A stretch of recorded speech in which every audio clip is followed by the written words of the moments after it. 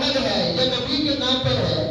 پھر آپ نے اس بچے کا احترام کیا، وہ گھر میں آتا ہے اس کا احترام کرتے ہو، وہ کسی محفل میں آتا ہے اس کی جگہ چھوڑ دیتے ہو، اس اپنے ساتھ بٹھاتے ہو، تو حضور نے فرمایا کہ میں ایسے بندے کی کل قیامت دن سے خارج کروں گا،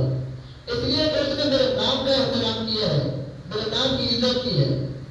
اور حدیث پاک میں یہ بھی ہوتا ہے کہ اللہ کے نبی صلی اللہ علیہ وسلم نے فرمایا کہ کل قیامت کے دن روز محشر یہ اعلان ہوگا کہ این المحمدیون، کہ وہ لوگ کہاں ہیں کہ جن کے شروع کے نام میں محمد آتا ہے، کہ جن کے شروع کے نام میں احمد آتا ہے، وہ لوگ کہاں ہیں؟ فرماتا ہے کہ ایک مجمع کھڑا ہو جائے گا، ایک جگہ پر جا کر اکٹھا ہو کر بیٹھ جائے گا، تو اللہ پاک فرشتوں سے کہیں گے کہ فرشتوں ان کے نامہ اعمال کو لپیٹ دو، ان کے نامہ اعمال نہیں کرو اور ان کو جنت میں بھیج دو،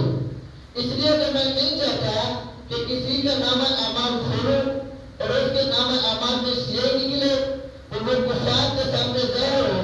اور کافر یہ کہے کہ محمد کی نام والا بندہ ایسا ہے کہ اس کے نامہ